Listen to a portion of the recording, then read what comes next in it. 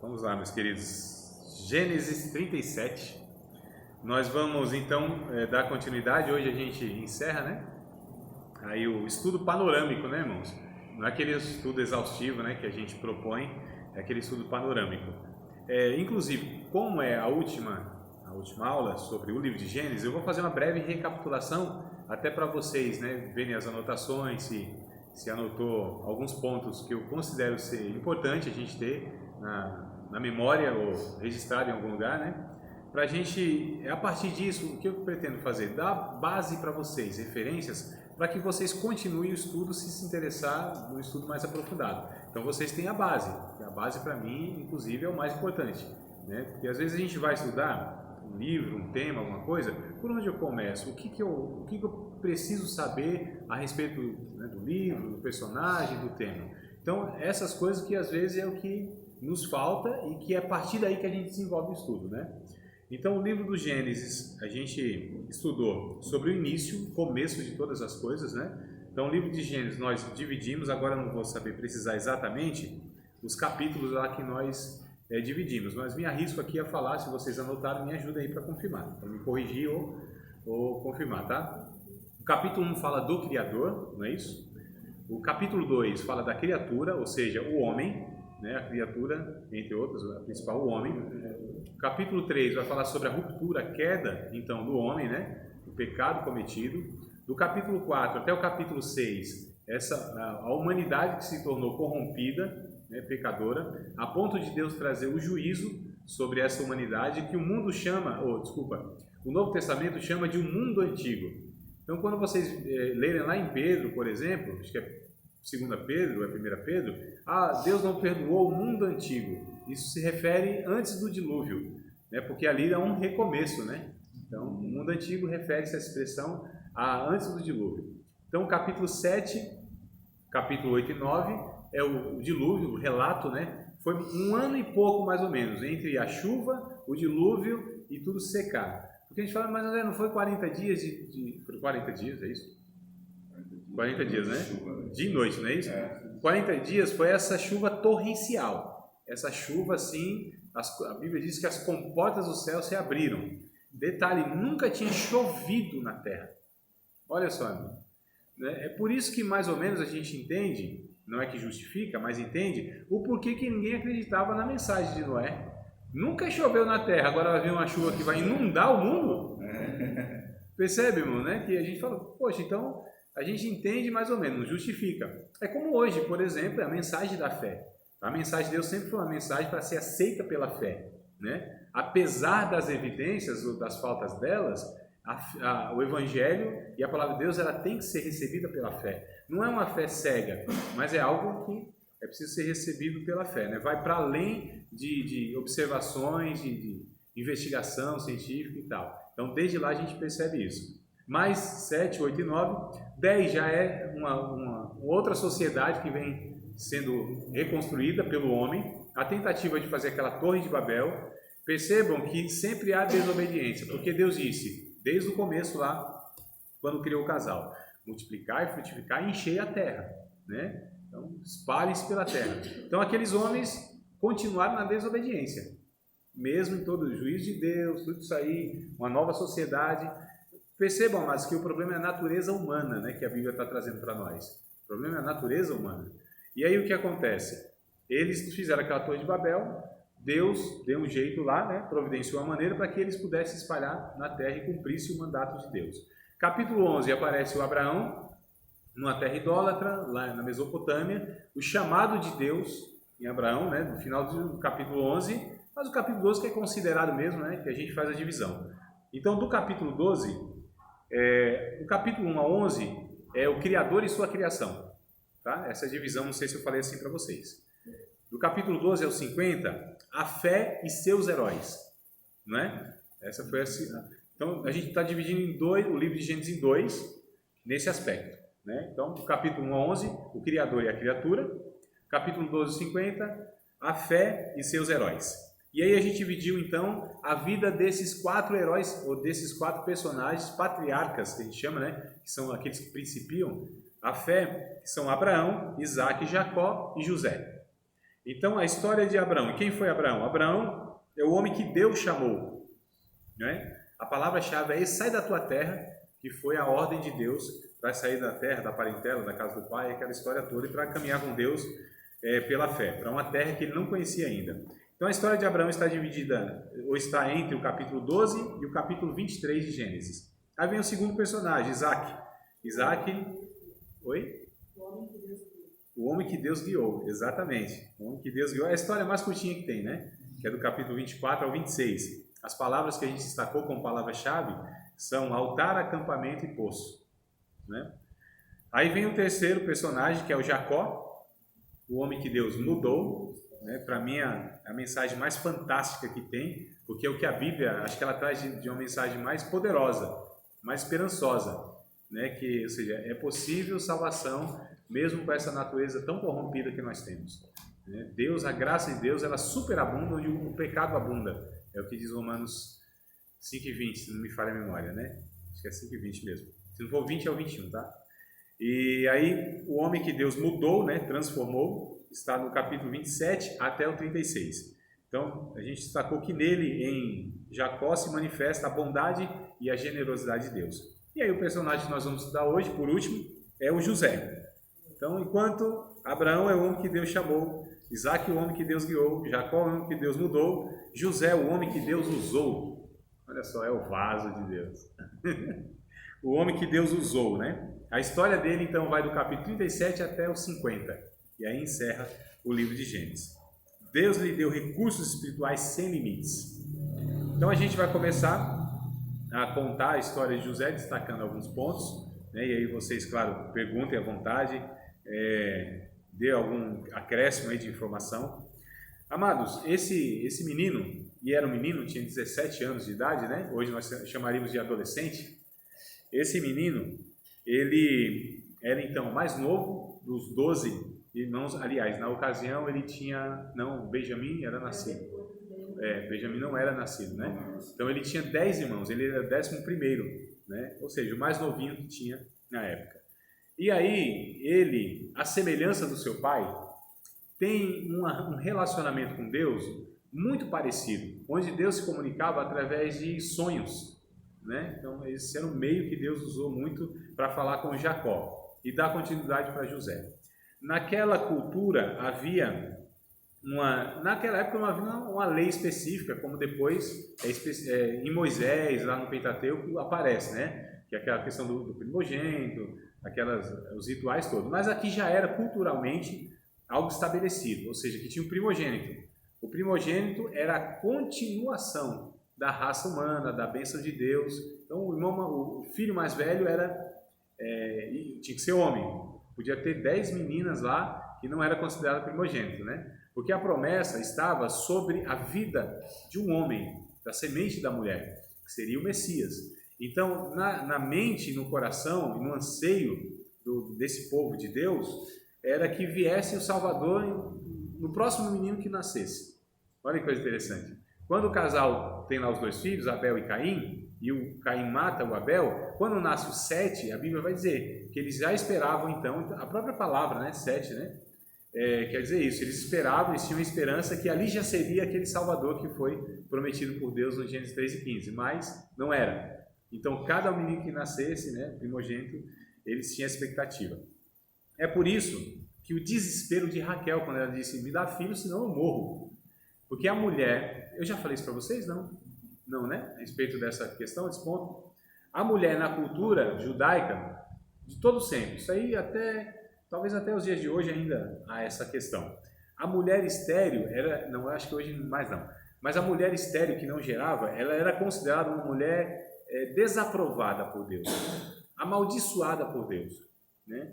Só que a gente sabe que nem sempre é a mulher, a parte, né, que não gera, que é estéril. Hoje nós sabemos que o homem, mas naquela cultura a mulher ela sofria demais por conta disso. Então a gente entende o desespero de Raquel, quando ela faz essa oração, me dá filho, senão eu morro. O desespero de ser uma mulher que não tinha o favor de Deus, uma mulher vista, né, pela aquela sociedade na época, como uma mulher que não era abençoada por Deus, era amaldiçoada por Deus. Então a gente percebe o desespero aí. É por isso que cada menino que nasce é uma alegria enorme, tanto para o pai quanto e principalmente para a mãe que gera, né? E aí então tem o José, a palavra ou o nome José, eu não falei o nome, o significado dos nomes não também, né? Nossa, um monte de informação que a gente acaba deixando de lado, que é muita coisa na verdade. Como eu disse, a proposta não é esse estudo minucioso, exaustivo, senão nós ficaríamos aí e teríamos assim, nossa irmão, material para muito e muito tempo. Quase que infindável, né? A Bíblia nos dá aí essa possibilidade de estudá-la. Então, Abraão, na verdade, o nome primeiro era Abrão, né? Foi mudado depois para Abraão. Então, Abrão é pai exaltado, ou pai das alturas, e Abraão, né, que acrescenta o A, já muda o significado, que é pai de multidões, que é o que Deus disse: te farei o pai de multidões, todas as famílias serão benditas em ti, né? Então, Abraão, pai de multidões, Isaac, riso, né? Sorriso, alegria, alguma coisa desse tipo, porque quando lhe foi falado aos seus pais, o Abraão e a Sara, que eles teriam um filho, a Sara riu, né? Ah, não dá, né? 90 anos, 89 tinha na época, 90 acho que nasce, né? 89 anos, ela riu, né? Tipo uma risada de incredulidade, né? E aí então foi colocado o nome do menino de riso. Jacó, aqui é interessante porque tem uma observação.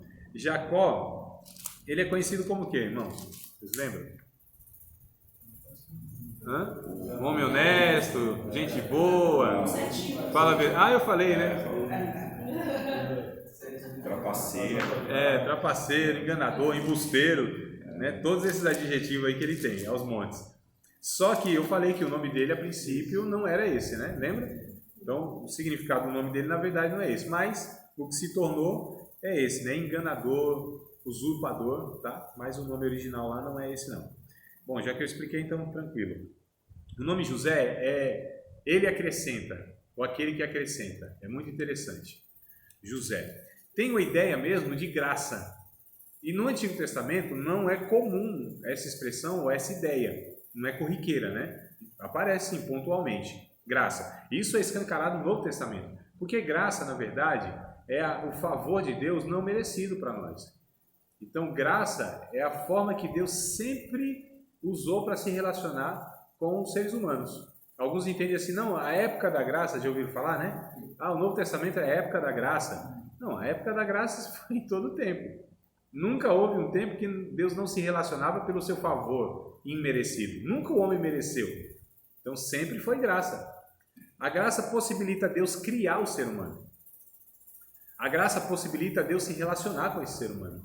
A graça possibilita Deus se relacionar com esse ser humano, mesmo pecador, e resgatá-lo. Então sempre foi graça, irmão. Sempre. Nunca teve a época da lei e Deus se relacionava porque o homem satisfazia a lei de Deus. Não havia essa possibilidade. O homem nunca cumpriu a lei de Deus.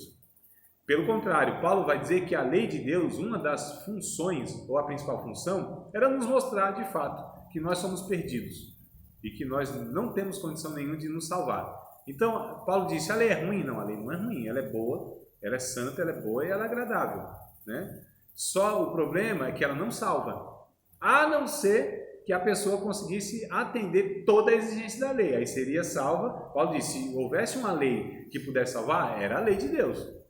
Só que a questão é que nunca ninguém conseguiu atender às exigências da lei.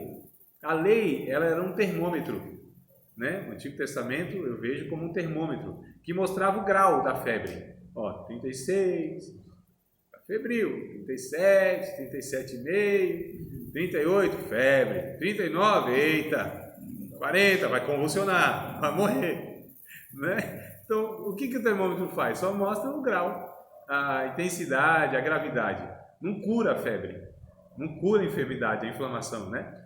E o Novo Testamento não, eles já são as sãs palavras, a palavra que cura, que liberta, que salva, né? Então, o Novo Testamento sim, o Evangelho é Por quê? Porque o Antigo Testamento sempre exigia essa satisfação da santidade de Deus.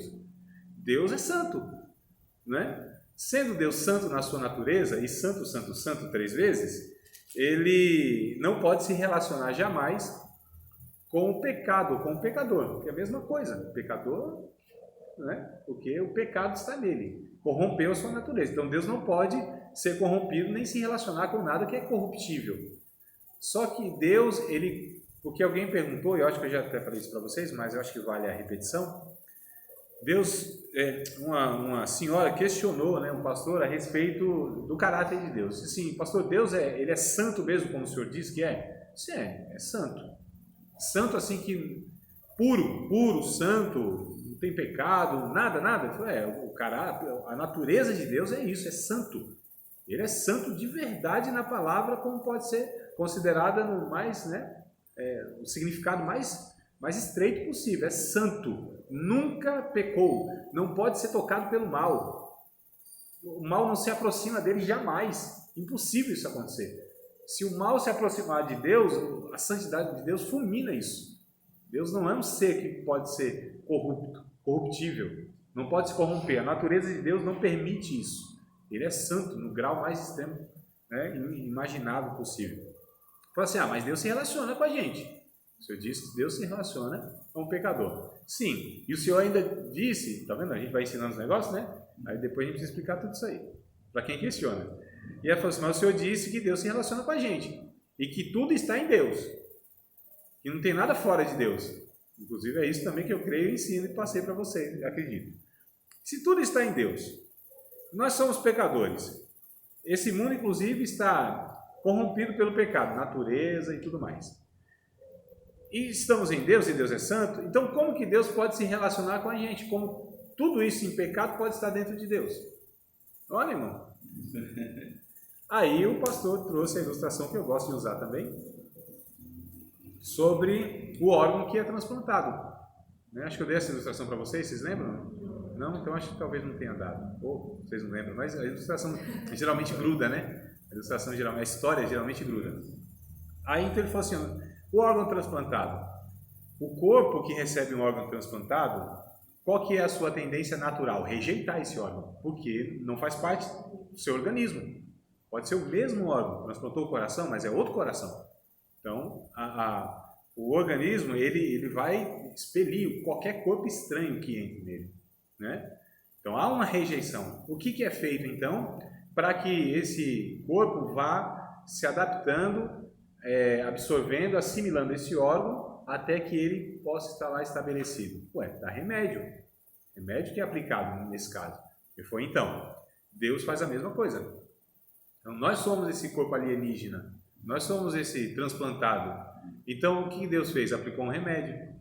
Qual é o remédio? O sangue de Cristo. Então, quando Deus cria o homem santo, perfeito, ótimo. Mas quando entra o pecado no mundo, corrompe o homem e toda a natureza, porque o pecado, ele abrange toda a criação de Deus, irmãos. Não é só o homem, o ser humano. Toda a criação de Deus. Romanos capítulo 8 vai dizer isso. A criação está gemendo como dores de parto, esperando a manifestação dos filhos de Deus. Olha só. Então todo esse mundo, foi a maldição lá do capítulo 3, né?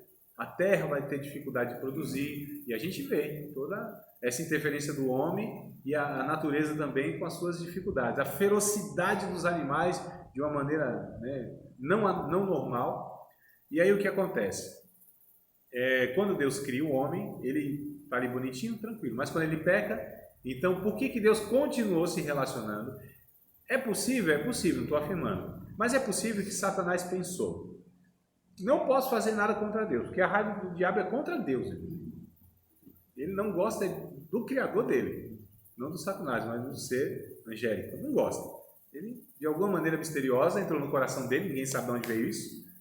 A gente sabe de onde veio a nossa tentação e o que nos corrompeu, que é externo, que veio de Satanás. É por isso que nós pecamos e temos salvação. E Satanás só pecou um pecado e não tem salvação. Né?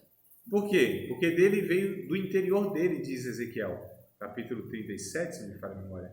Do interior dele veio. De onde surgiu isso, irmãos? Em toda a criação de Deus não tinha nada, Deus criou tudo perfeito. É um mistério para nós. Lógico que Deus sabe muito bem, nós que não sabemos, né? De onde surgiu o mal? A origem do mal? Não se sabe, isso é um mistério. Esse ser criado bom, que foi Lúcifer, esse anjo, querubim, formoso, belo, poderoso, santo, como que ele se corrompe se não houve tentação externa? De onde veio isso? É um mistério. Agora nós, foi de uma forma externa, né? Foi ele que nos tentou. É por isso que para nós é salvação. Segundo ponto, o porquê para nós tem salvação e para o diabo não e os demônios. Por essa questão. Ele é o originador do pecado e do mal. Ele é a fonte, ele é o que originou. Então, a natureza dele foi corrompida na essência. A nossa tem salvação por uma nova natureza que nós recebemos, não é? Agora, ele peca, e esse é o pecado que determina mesmo que não tem salvação, que é pecar contra a autoridade de Deus. Nós pecamos contra a santidade de Deus, é diferente. Nós pecamos contra a santidade de Deus. Nós ferimos, ofendemos a santidade de Deus. Mas ele peca contra a autoridade de Deus, ou seja, ele quis ser Deus. Aí não dá. Aí não tem como Deus remediar isso, porque ele sempre vai querer ser Deus. Não é uma dificuldade de lidar com tentações, né? Ele quer ser Deus. Esse é um pecado, amados. Vou adiantar aqui porque é um tema que me parece que não é bem entendido no nosso meio, que é a blasfêmia contra o Espírito Santo, que é um pecado imperdoável, não é isso? Mas a gente precisa entender o que é blasfêmia contra o Espírito Santo. Eu acho que eu não vou explicar hoje, porque é um negócio assim, né? Não é que é complicado, mas eu preciso de um certo tempo para ir pegando textos bíblicos e tudo mais. Aí eu acho que eu vou fugir aqui da proposta, nem tenho tempo para isso. Se fosse aula só para isso, sim, aí tudo bem, né? Mas aí tem vídeos meus lá explicando, se vocês me lembrarem, eu posso postar para vocês lá um vídeo explicando sobre isso, aula, né? Explicando sobre isso. Mas a blasfêmia contra o Espírito Santo, resumindo, é aquela pessoa que rejeita Deus e peca contra a autoridade de Deus, que quer ser Deus também. Porque quando a pessoa fala assim, eu não preciso de Deus, ele está dizendo, eu sou Deus, eu sou autossuficiente. Ele pode não falar eu sou Deus, mas ele está dizendo, eu não preciso de Deus para existir. Eu banco a minha vida. E quem banca a sua vida e quem é autossuficiente? Deus. Percebe, então? É muito complicado. Fala, André, mas é porque vai surgindo um monte de questionamento, né? Mas só para não deixar vocês muito assim em suspenso.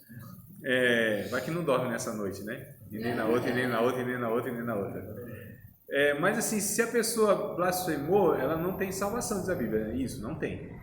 Então, se essa pessoa quiser se arrepender, ela pedir perdão, então não tem salvação? Não tem. Porque se passa na mente dela, se ela está preocupada que ela blasfemou, é evidência que ela não blasfemou. Porque dessas questões, né? Um dia um irmão, nossa, que dificuldade, levou anos para a gente, eu nem sei se até hoje ele compreendeu isso. Falou, André, eu blasfemei contra o Espírito Santo, não tem salvação para mim. Eu falei, meu irmão, se você tivesse blasfemado, nessa conversa que você tinha comigo, você não estava nem com nada. Você estava blasfemando de Deus mesmo. Você não tinha nem preocupação. Então, é uma cauterização da mente, é uma insensibilidade da mente, que o Espírito Santo já não tem mais acesso. Endureceu de tal forma aquela consciência que não tem como mais. Mas essa é uma decisão deliberada, é um campo sombrio que se entra, né? Jesus nem disse que aqueles homens tinham blasfemado contra o Espírito Santo. Jesus não afirmou. Ele só advertiu que eles estavam entrando num campo muito complicado. Estavam, né, entrando num campo que, se de fato eles chegassem a esse ponto de blasfemar, não teria mais salvação. Por quê? Porque a pessoa rejeita, ela não quer a única providência que Deus deu para salvar, que é quem? Jesus. Então ela rejeita a mensagem do Evangelho para o resto da vida, de uma maneira consciente, sabendo o que está fazendo. Olha como é complicado. E para blasfemar tem que ser uma pessoa que conheça muito do Evangelho, que teve contato com o Evangelho, que possivelmente experimentou os benefícios da salvação. Quando a gente lê Hebreus capítulo 6, vai dizer que experimentou dos bens futuros, dos dons, participantes do Espírito Santo. Então percebe que não é assim, um negócio tão simples, né? Então tem pessoas que falam assim, nossa, blasfemei contra o Espírito Santo porque tinha alguém profetizando e eu disse que era demônio, não era Espírito Santo. Blasfemei. Não são essas coisas. É claro que a gente não deve fazer isso, né? Claro que não é uma coisa assim, então tá. Não, é pecado, né? A gente tem que tomar cuidado com isso. Mas não é, blasfêmia não é isso. Bom, enfim, não dá para continuar. Deixa eu ver se eu volto, que eu nem sei onde eu desviei aqui do assunto, nem sei se eu consigo voltar mais. Eu estava falando antes disso, da blasfêmia sobre o Criador, não é isso? Satanás, sei do que eu falei de Satanás? Estava falando de Satanás, ele queria ser como Deus. Sim. Ah, tá, o homem, né? A salvação, é por isso que a gente chegou aí, né?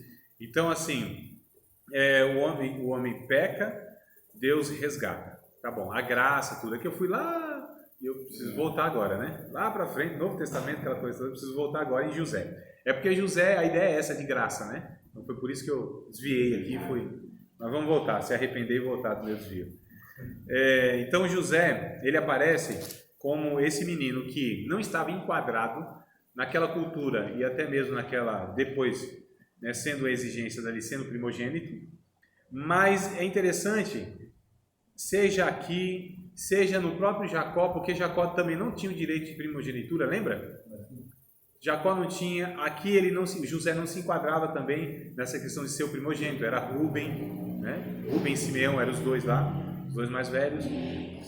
Aqui me parece que Deus está nos mostrando que Deus, ele não está preso, enquadrado, inclusive, em tantas coisas que nós acreditamos que Deus só faz daquela forma, só daquele jeito.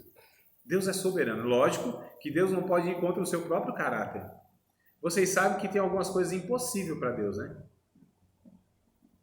Né?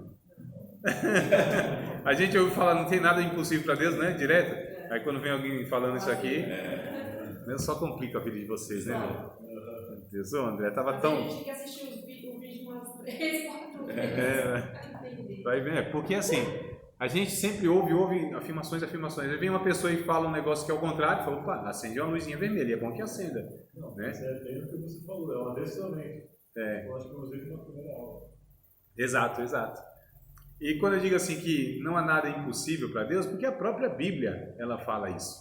Porque a gente vai ouvindo, tudo está no controle de Deus, por exemplo. Tudo está no controle de Deus. Não, tudo está no controle de Deus. Não sei se é bem assim. Talvez seja um caso, um pensamento que a gente precisa pensar, retrabalhar ele, pensar bem, refletir. Se tudo está no controle de Deus, se o ladrão estivesse no controle de Deus, talvez não teria me assaltado. Será que não há uma margem que Deus deixa para que nós, no livre-arbítrio, possa viver? Será que Deus é aquele que tem a rédea na mão e todo mundo está na rédea e é ele que vira a cabecinha para um lado e para o outro? Será que Deus é aquele lá que mexe com os dedinhos assim da marionete? Não. Então a gente precisa pensar se essas afirmações elas precisam ser recebidas de uma maneira cega, né? Não, calma. Deus tem o controle daquilo que ele determinou? Aí tem, de fato. Deus é poderoso e pode interferir em qualquer vida, a qualquer hora, em qualquer momento, e tem poder para tudo? Sim. Ele faz isso toda hora, em todo mundo, em toda ocasião? Aí eu acredito que não, porque tem o livre-arbítrio. Agora, existe uma soberania de Deus, que Deus vai conduzir, seja a história humana, a sua igreja principalmente, e os governantes e tantas outras coisas, para o fim que ele determinou. Então, sim. Aí sim, ele tem o controle sobre aquilo que ele decidiu ter. Mas tem uma margem que ele deixou, que ele disse, não, aqui é a liberdade que eu dou para a criatura. Existe um curso natural que ele estabeleceu no mundo, por exemplo, né? Ou seja, dias, meses, ciclos solares, lunares, questão da própria natureza. Tudo isso Deus, ele criou e deixou esse sistema funcionando, né? De vez em quando ele interfere? Claro que interfere, nós chamamos isso de milagre. O que é um milagre? É o sobrenatural. Então existe um natural que Deus criou e estabeleceu e tudo funciona aí, né? Como o relojoeiro que criou, deu corda e o negócio está funcionando. Só que ele interfere para os seus propósitos. E a gente chama isso de extraordinário. Então, olha, milagre, extraordinário, sobrenatural. São coisas que fogem, né? Porque entra a soberania de Deus nisso. Então Deus intervém, morreu alguém, o curso natural é morrer e acabou lá. Deus pode trazer a ressurreição. Uma enfermidade pode vir e acabar com o corpo da pessoa? Pode. Deus pode vir lá e curar de uma maneira que humanamente é impossível, né? A física permite que alguém ande por cima do mar? De uma água? Não. Mas isso aconteceu algumas vezes, né? Umas duas, mais ou menos, que eu lembro aqui, o Pedro e Jesus, né? O mar se abre? Não. A lua para e o sol para? Não. Né? Ou seja, como que se explica milagre? Não se explica milagre. Não há explicação racional para milagre. Milagre é isso, é extraordinário, foge da racionalidade, foge do que Deus estabeleceu como natural. Então essa é a questão. Deus criou tudo funcionando, só que Deus ele interfere toda hora na vida de todo mundo? Não, irmão. Essa que é a questão. Né? Aí que vale a reflexão. Deus tem o controle de tudo? Não, ele pode ter o controle de tudo, mas ele não age assim.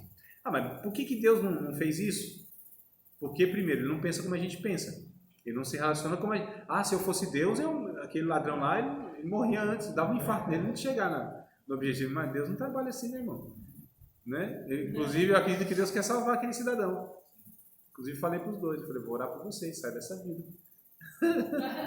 Falei, né? Vai para a igreja. Eu também vi uma vida parecida com essa. Jesus tem um plano novo na sua vida, como teve na minha. Foi uma hora, deu para falar bastante.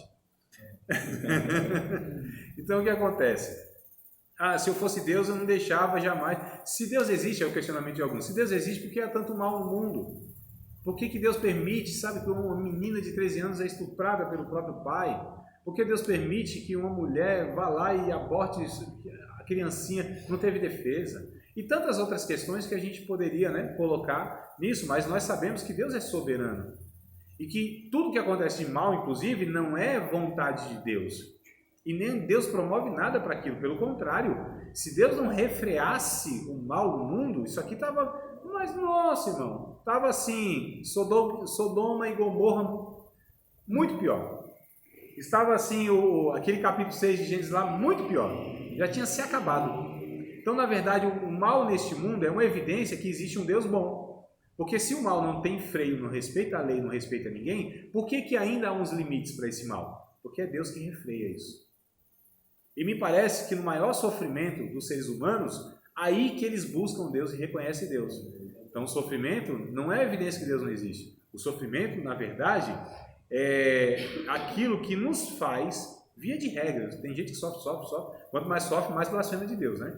Então, tem esse caso também. A gente vê em Apocalipse, essas pessoas sendo afligidas pelos flagelos de Deus, eles mordem a língua de dor, e mesmo assim eles levantam a voz do céu e blasfemam contra o Deus dos céus. Olha só. Então, olha que tempo sombrio. E a gente sabe que um outro, um sofrimento, ainda blasfema de Deus, né? Deus não existe, não sei o quê, leite e morte, aquela coisa toda. Mas, via de regra, o sofrimento nos humilha a ponto de fazer a gente chegar que a gente precisa de alguém que nos socorra. E só pode ser Deus. E se tu existe, Senhor, estou aqui. Aí Deus vem nesses casos e fala, estou aqui mesmo. Eu estou aqui. Né? Sempre estive aqui. Agora que você me reconheceu. Mas, enfim. Não vai virar pregação aqui. Que é um tema bem interessante para você abordar, irmãos. Porque, assim, nós, nas nossas vidas, nós passamos momentos, assim, de crise. Eu não digo de dúvida, nós somos crentes. Não de dúvida de dúvida de fé, se Deus existe ou não, mas de crises, né? E angústia. Por que tanto sofrimento? A gente se pergunta, por que tanto sofrimento? Por que a gente passa isso? Então é bom, vira e mexe, a gente trazer essas mensagens ao nosso coração. O sofrimento, né? O sofrimento é uma realidade que a gente enfrenta por causa do nosso próprio pecado. E existe um Deus preocupado com tudo isso. Existe um Deus que quer nos consolar. E o consolo de Deus nem sempre é o livramento daquela situação, mas é a capacidade, o recurso para a gente enfrentar aquilo. E viver uma vida não amarga, não desesperada, né? Desanimado, desacreditado, não. Em meio e apesar de toda a guerra, Deus pode trazer paz ao nosso coração. Apesar de toda a luta, toda a dificuldade, Deus nos dá a alegria da salvação, né? E apesar, sabe, de tanto sofrimento, perseguição, tanta vontade de fazer a vontade de Deus, e às vezes a gente se encontra em cada situação, né? É Deus dizendo, meu filho, não te deixarei, nem te desampararei. Olha só que coisa interessante. Então, eu acho que no momento de luta, de sofrimento, de angústia, eu acho que é aqui que a gente experimenta muito mais a graça de Deus, o cuidado de Deus, a bondade de Deus, né? É onde aumenta-se a perseguição, mais se agiganta Deus em favor da nossa vida. Mas quando o inferno se levanta contra nós, mas quando o sofrimento vem sobre a nossa vida, até mesmo pela colheita daquilo que a gente plantou, mais a graça de Deus assim se agiganta e nos abraça, né? Nos acoberta. É o que diz, por exemplo, o Salmo 91, né? É o 91 que diz, né? Tão famoso o Salmo 91, 23, 46, 21, 23, 46, 91 são salmos bem conhecidos, né? Diz lá que aquele que habita no esconderijo do Altíssimo, a sombra do Onipotente descansará. Direi do Senhor, Ele é meu Deus, né? Meu Senhor, minha salvação, meu Deus. Porque Ele te cobrirá com as suas penas, e debaixo das suas asas estará seguro. A sua verdade é escudo e broquel. Broquel é um escudo grandão assim que cobre todo o corpo. A sua verdade é escudo e broquel. Não temereis espanto noturno, nem seta que voe de dia, nem mortandade que assola meio-dia. 1000 cairão ao teu lado, 10.000 à tua direita, mas tu não serás atingido. Somente com os teus olhos, como diz o texto? Não lembram? Dará somente... Ih, agora até eu esqueci. Dará ordem ao teu respeito, né? Para te guardar. Aí já é lá o finalzinho. Agora, esse salmo, eu esqueci mesmo. Pensei que eu ia lembrar de todo. Esse salmo vai dizer sobre esse cuidado de Deus, sobre essa providência de Deus, sobre esse recurso que Deus dá, dispensa ao nosso favor, da eternidade. Inclusive, Deus usa recursos naturais e sobrenaturais para cuidar da gente, né? O Salmo 23, por exemplo, que eu disse que é muito famoso, e talvez esses salmos, os três que eu citei aqui, eles são muito famosos, muito conhecidos, porque são os mais recorridos, né? Aqueles que a gente parece ter mais necessidade de gravar na tábua do coração. Então, 23, por exemplo, né? Deus é o meu pastor, nada me faltará. Irmãos, um detalhe, acho que vale a pena eu me ater aqui um pouquinho. Alguns interpretam, ou muitos interpretam esse salmo de uma forma equivocada. Deus é meu pastor e nada me faltará. Não é essa ideia que nada me faltará, porque um monte de coisa nos falta, né? O salmista diz, passei fome. Paulo diz, passei fome. E a gente tem uma ideia que nada nos falta, né? Não vai faltar mesmo. Vai faltar fome, frio, nudez, perigo, espada, perseguição, luta, angústia. Não falta nada, o combo é completo. Não é essa ideia que nada nos falta. A ideia do salmo, lá no original, na língua hebraica, a tradução melhor, a ideia seria o seguinte: o Senhor é meu pastor e dele não terei falta. Entendeu? O Senhor é meu pastor e dele, ele não me fará falta. Não é ele não me fará falta. Ele não me faltará, ou seja, sua presença, sua graça, sua companhia. Essa é a ideia que o Davi escreve. Ele é meu pastor e eu não terei falta de nada, porque tenho ele. Seria outra tradução melhor para a gente conceber a ideia. Então, o Senhor é meu pastor, nada me faltará. Deitar-me faz em vez de passo, né? Guia mansamente as águas tranquilas, refrigera minha alma. Aí vai dizer, ainda que eu andasse pelo vale da sombra da morte, não temeria mal algum, porque tu estás comigo, porque não falta, né? Tua vara e teu cajado me consola. Preparas uma mesa perante mim na presença dos meus inimigos, unge a minha cabeça com óleo, meu cálice transborda. Não dá tempo, senão toda a ideia do Salmo, por que dessas expressões, é bem interessante a gente estudar para saber mesmo qual que é a ideia da mensagem. E vem o 46, né?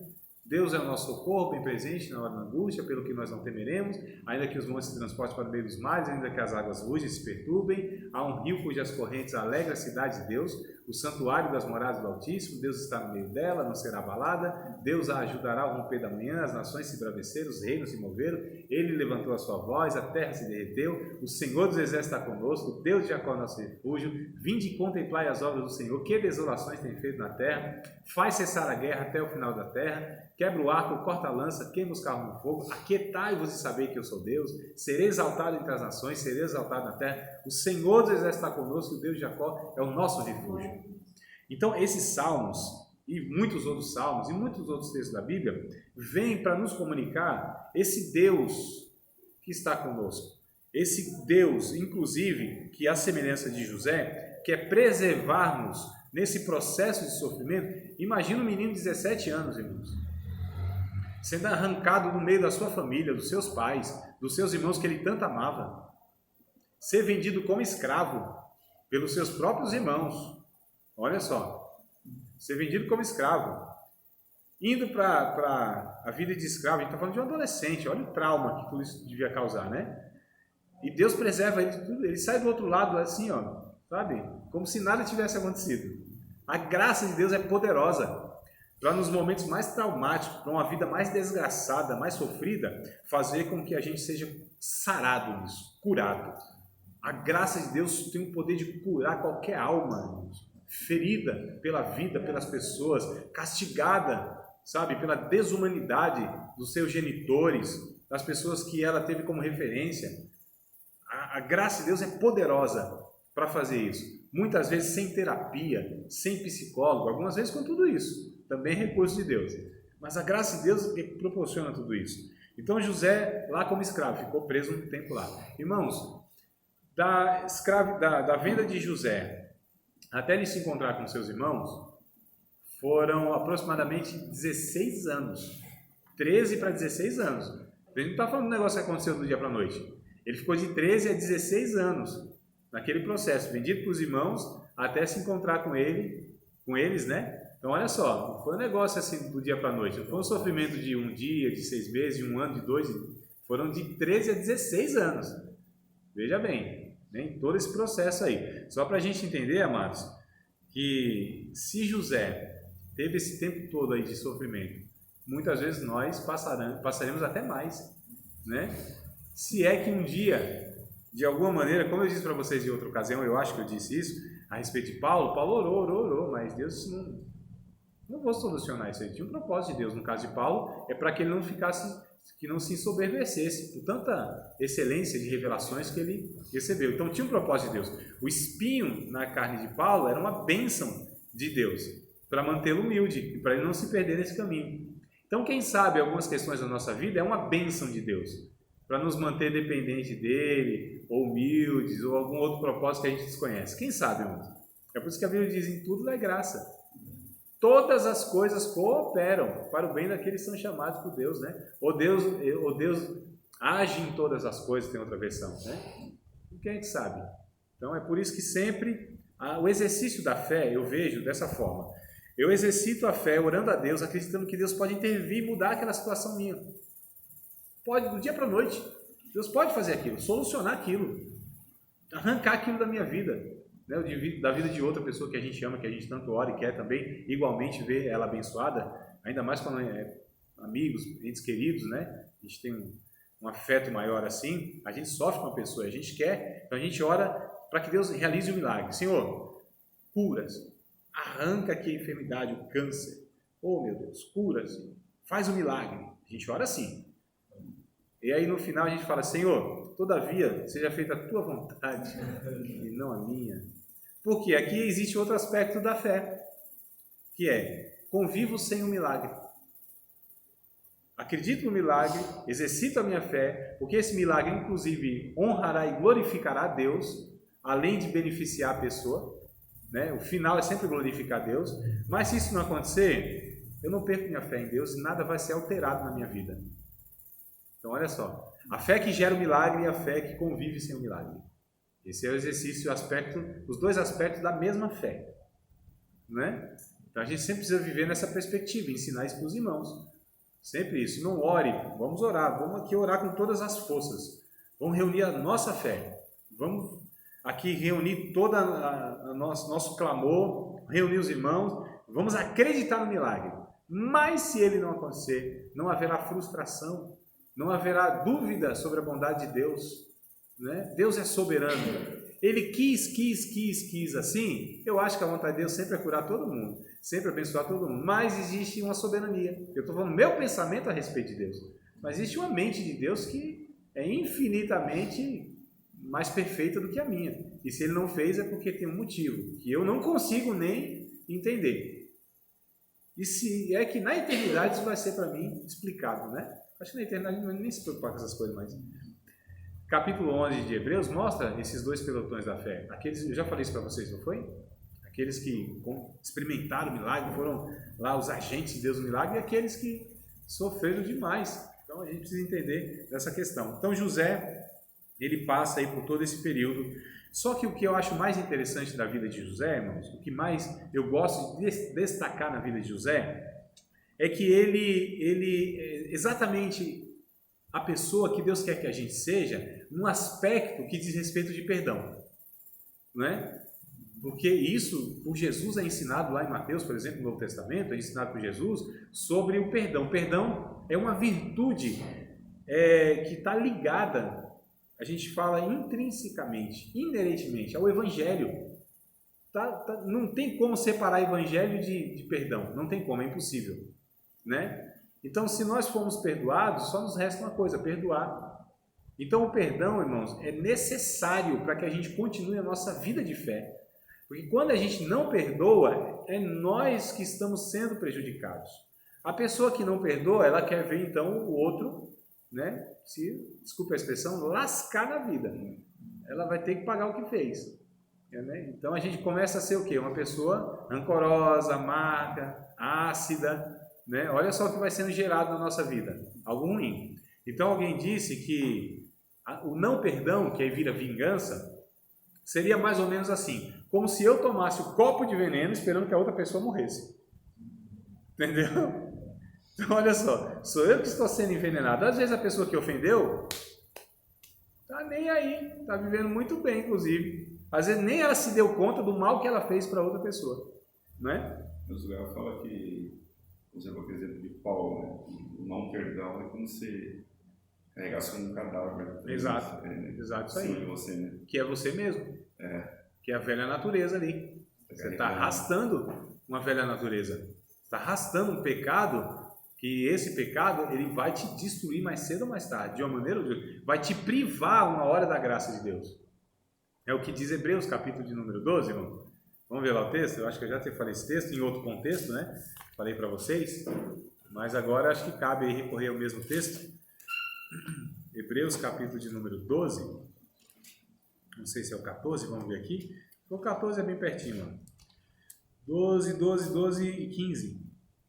Quer dizer, o 14 também, né? 14 e 15. Eu li isso aqui, eu acho que falando de Esaú, lá, Jacó e Esaú, né? A gente estava estudando a vida de Jacó. Mas o 14 e o 15. Hebreus 12, 14 em diante. Segue a paz com todos, olha só. E a santificação, sem a qual ninguém verá Deus. Uma pessoa que não tem paz é difícil ver Deus mesmo, né? Não é, irmão? Dando a pausazinha antes que a gente continue. Jesus disse lá em Mateus 5, bem-aventurados são os pacificadores. Porque eles verão a Deus, não é isso? Então, pessoa que não tem paz com os outros, dependendo dela, que é o que Paulo fala em Romanos 14. Quando estiver em vós, quando depender de vocês, tende paz com todos os homens. Eu não sou responsável pela atitude do outro para comigo. Eu não tenho como determinar, controlar ou fazer com que a outra pessoa tenha paz comigo, goste de mim, me perdoe. Não tem como fazer isso. É o Espírito Santo que faz isso. Agora, estando em mim, dependendo de mim, aí eu tenho como ser esse agente de perdão, de paz, aí sim, por isso que Paulo diz, dependendo de vocês, estando em vocês, tem paz. A outro quer guerra, eu quero paz. A outro me ofende, eu perdoo. A outro vai continuar me ofendendo, eu continuo perdoando. Ah, mas ele é um ofensor, e eu sou o perdoador. Ah, mas ele está sendo usado pelo diabo, eu quero ser usado pelo Espírito Santo. Ah, mas ele não sei o quê. Não, mas é isso aqui. Não tem, irmão, não tem desculpa. É isso aqui que Deus nos estabeleceu como filhos dele, né? Então segue a paz com todos. Senão vai ser difícil uma pessoa perturbada, tá certo? Na alma, ela ter... Porque, irmãos, quando a pessoa nos ofende, a ofensa fica lá dentro. Tem um negócio corroendo, né? Um negócio lá, fica um martelinho aqui, ó. Vira e mexe, você pensa naquela pessoa. Aquela pessoa está em você. Ela não te deixa em paz. Aquela ofensa te castiga. Irmãos, é um negócio, a gente precisa ser liberto dessas coisas. Senão, olha que vida ruim. A pessoa está seguindo a vida dela e a gente é atormentado. Não é? Olha o mal que ela me fez. De repente, até ela mesma lá pediu perdão para Deus por um motivo ou outro. Ou morreu. Ela morreu. Se arrependeu. Ela está em paz, foi para o céu e a gente aqui, se duvidar, vai para outro caminho. Não é, irmãos? Então, às vezes, a pessoa está incomunicável, a pessoa que me ofendeu, não sei nem onde está mais nesse Brasilzão, e ela, de repente, lá se consertou com Deus, não tem contato com a gente, e ela está seguindo a sua vida. Então, é um negócio para se pensar.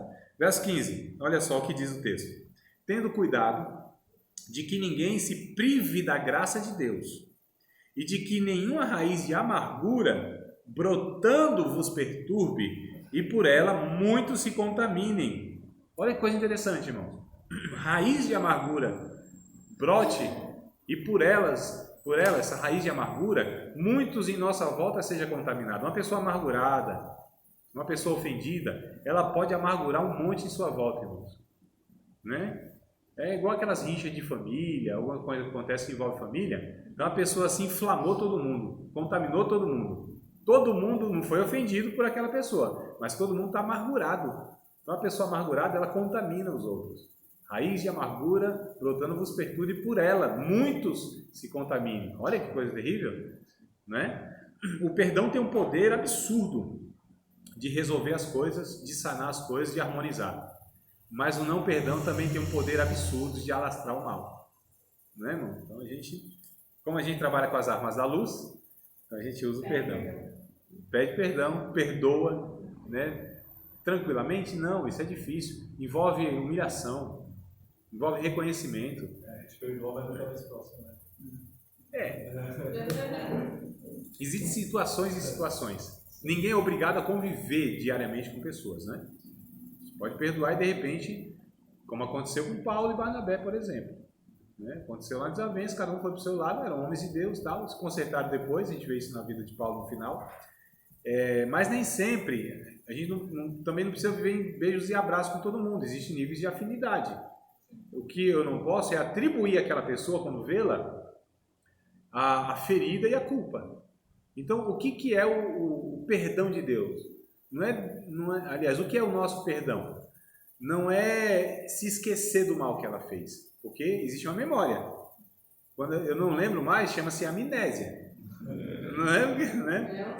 Então, é amnésia, irmão, se eu não lembro mais. Nós lembramos aqui. Mas quando eu lembro aqui, já não há mais ferida aqui. Quando eu lembro aqui, nós temos uma memória boa, graças a Deus, e a gente vê a pessoa e até lembra, mas aquilo já não me machuca mais, eu já não atribuo mais culpa a ela.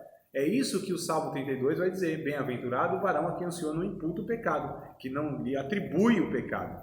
Então Deus olha para nós, você acha que ele não lembra dos pecados que a gente cometeu? Sim, lembra, mas não imputa sobre nós mais o peso e a culpa. Já não cobra mais aquilo, porque aquilo já foi sanado. Se é alguém que tem memória boa, é Deus. Então ele lembra. Então o perdão é isso. Não é o esquecimento da memória, é a não atribuição da culpa e do pecado, e nem vem o sentimento também. Então aqui foi resolvido, ó.